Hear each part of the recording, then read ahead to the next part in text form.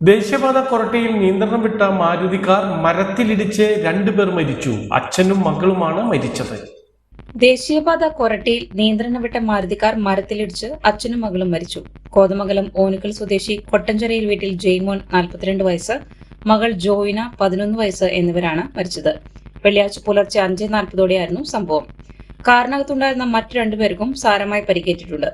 കോതമംഗലത്ത് നിന്നും പാലക്കാട്ടേക്ക് പോകുന്നതിനിടെയാണ് അപകടം. അപകടത്തിൽ കാർ പൂർണ്ണമായും നശിച്ചു.